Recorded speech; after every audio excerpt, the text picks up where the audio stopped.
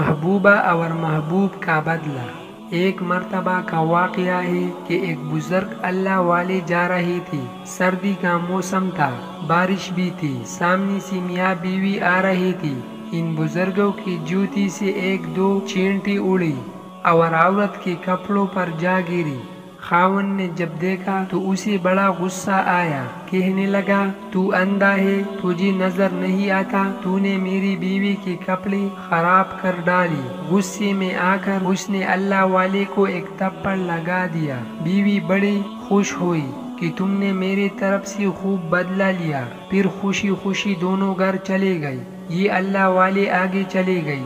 تھوڑی دور آگے گئی تو کیا دیکھتی ہے کہ ایک حلوائی کی دکان ہے۔ حلوائی نے سوچا کہ آج سردی ہے، لہٰذا آج مجھے اللہ کا جو بھی بندہ سب سے پہلے نظر آیا، میں اس کو اللہ کے لیے گرم دودھ کا ایک پیالہ ضرور پلاؤں گا۔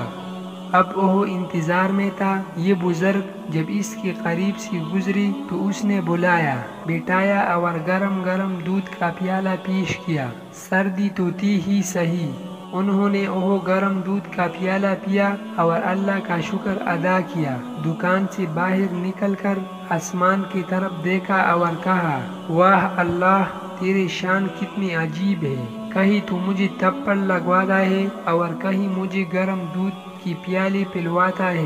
اتنے میں وہ میاں بیوی اپنے گھر کے قریب پہنچ چکے تھے۔ خاوند سیڑھیوں پہ چڑھ رہا تھا کہ اس کا پاؤں اٹکا کر اور وہ گردن کے بل گرا اور وہیں میں اس کی موت واقع ہو گئی۔ بیوی نے کہا کہ تھوڑی دیر پہلے ایک واقعہ پیش آیا تھا، اس بوڑھی نے کہیں اس کے لیے بد دعا تو نہیں کر دی؟ لوگ ان کے پاس آئے اور کہنے لگے کہ ایک تھپڑ ہی مارا تھا، آپ معاف کر دیتے، آپ نے اس کے لیے بد دعا کر دی؟ انہوں نے کہا نہیں، میں نے کوئی بد دعا نہیں کی، بات در حقیقت یہ ہے کہ اس کو بیوی سے محبت تھی، جب بیوی کو تکلیف پہنچی تو اس نے بدلہ لیا۔